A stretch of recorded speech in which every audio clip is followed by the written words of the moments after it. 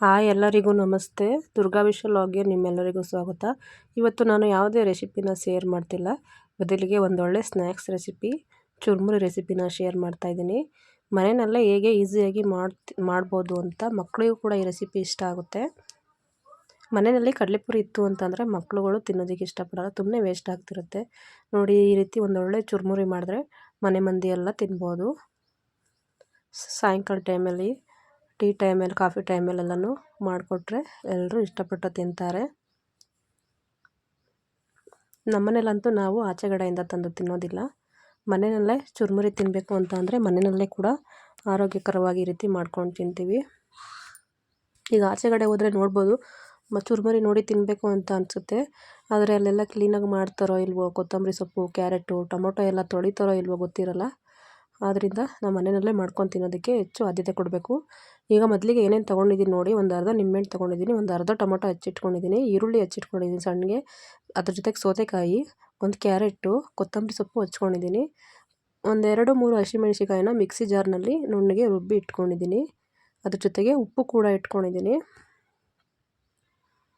ಈಗ ಮೊದಲಿಗೆ ಮಾಡೋದಕ್ಕೆ ಒಂದು ಬಾಯಿ ಅಗಲಾಗಿರುವಂಥ ಪಾತ್ರೆ ತೊಗೊಂಡಿದ್ದೀನಿ. ಕಡಲೆಪುರಿ ಜೊತೆಯಲ್ಲಿ ಚೋಚ ಕೂಡ ಮಿಕ್ಸ್ ಆಗಿದ್ರೂ ಪರವಾಗಿಲ್ಲ, ಯಾಕಂದರೆ ನಾವು ಕೂಡ ಚೋಚ ಹಾಕಲೇಬೇಕು ಚುರುಮುರಿಗೆ. ಹೀಗೆಲ್ಲ ಹಚ್ಚಿಟ್ಕೊಂಡಿರುವಂತಹ ಕ್ಯಾರೆಟ್ ಆಗಿರ್ಬೋದು, ಕೊತ್ತಂಬರಿ ಸೊಪ್ಪು, ಹಸಿಮೆಣಸಿನ್ಕಾಯಿ ನೋಡ್ಕೊಂಡು ಹಾಕೋಬೇಕು, ಖಾರ ಆಗಿಬಿಡುತ್ತೆ.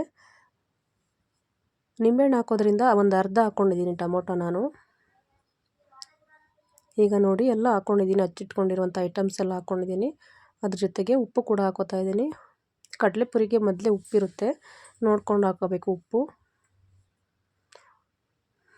ಒಂದು ಅರ್ಧ ನಿಂಬೆಹಣ್ಣನ್ನು ಹಾಕ್ತಾಯಿದ್ದೀನಿ. ಹಸಿಮೆಣ್ಸಿನ್ಕಾಯಿನ ಯಾವತ್ತೂ ರುಬ್ಬಿ ಹಾಕಬೇಕು ಚುರುಮುರಿ ಮಾಡಬೇಕಾದ್ರೆ. ಹಚ್ಚಿ ಹಾಕಿದ್ರೆ ಚಿಕ್ಕ ಮಕ್ಳು ಇರ್ತಾರಲ್ವ, ಅವ್ರಿಗೆ ಬಾಯಿಗೆ ಸಿಗುತ್ತೆ, ಅವ್ರಿಗೆ ತಿನ್ನೋದಕ್ಕೆ ಇಷ್ಟ ಆಗೋದಿಲ್ಲ. ಆದ್ದರಿಂದ 1-2 ಇಲ್ಲ 3 ಮೆಣಸಿನ್ಕಾಯಿನ ರುಬ್ಕೊಂಡ್ರೆ ತುಂಬ ಚೆನ್ನಾಗಿರುತ್ತೆ. ಅದೇ ರೀತಿ ಕಲರು ಕೂಡ ತುಂಬ ಚೆನ್ನಾಗಿ ಬರುತ್ತೆ ಚುರುಮುರಿಗೆ. ಈಗ ನೋಡಿ ಎಲ್ಲ ಮಿಕ್ಸ್ ಮಾಡ್ತಾಯಿದ್ದೀನಿ. ಪುರಿ ಮೆತ್ತಗಾದರೆ ತಿನ್ನೋದಕ್ಕೆ ಆಗೋದಿಲ್ಲ, ಆದ್ದರಿಂದ ಮಿಕ್ಸ್ ಮಾಡಿದ ತಕ್ಷಣವೇ ಸರ್ವ್ ಮಾಡಬೇಕು.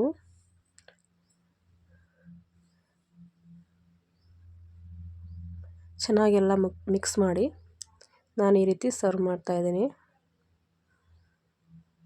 ಯಾರಿಗೆಲ್ಲ ಚುರುಮುರಿ ರೆಸಿಪಿ ಇಷ್ಟ ಆಯಿತು ಪ್ಲೀಸ್ ಲೈಕ್ ಮಾಡಿ, ಶೇರ್ ಮಾಡಿ, ಕಮೆಂಟ್ ಮಾಡಿ. ಯಾರೆಲ್ಲ ಇನ್ನೂ ನಮ್ಮ ಚಾನೆಲ್ನ ಸಬ್ಸ್ಕ್ರೈಬ್ ಮಾಡ್ಕೊಂಡಿಲ್ಲ ಪ್ಲೀಸ್ ಸಬ್ಸ್ಕ್ರೈಬ್ ಮಾಡ್ಕೊಳ್ಳಿ. ನೋಡಿದ್ರಲ್ವ ಫ್ರೆಂಡ್ಸ್, ಚುರುಮುರಿ ರೆಸಿಪಿ ನಿಮಗೆ ಇಷ್ಟ ಆಯಿತು ಅಂತ ಅಂದ್ಕೊಂಡಿದ್ದೀನಿ. ಅದ್ರ ಜೊತೆಲಿ ಮೇಲ್ಗಡೆ ಸ್ವಲ್ಪ ಚೋಚನ ಹಾಕಿದ್ರೆ ತುಂಬ ಚೆನ್ನಾಗಿರುತ್ತೆ. ಇದ್ರ ಜೊತೆ ಕಾಂಗ್ರೆಸ್ ಕಡಲೆ ಬೀಜ ಇರುತ್ತೆಲ್ಲ ಅದು ಹಾಕ್ಕೋಬೋದು. ಮತ್ತು ನಿಪ್ಪಟ್ಟು, ಒಂದು ನಿಪ್ಪಟ್ಟನ್ನು ಹಾಕ್ಕೊಂಡ್ರು ಕೂಡ, ನಿಪ್ಪಟ್ಟನ್ನು ಚೂರು ಮಾಡಿ ಹಾಕ್ಕೊಂಡ್ರು ಕೂಡ ತುಂಬ ಚೆನ್ನಾಗಿರುತ್ತೆ. ಅಂಗಡಿನಲ್ಲಿ ಮಾಡೋದಕ್ಕಿಂತನೂ ತುಂಬ ಚೆನ್ನಾಗಿರುತ್ತೆ, ಆರಾಮಾಗಿ ತಿನ್ಬೋದು.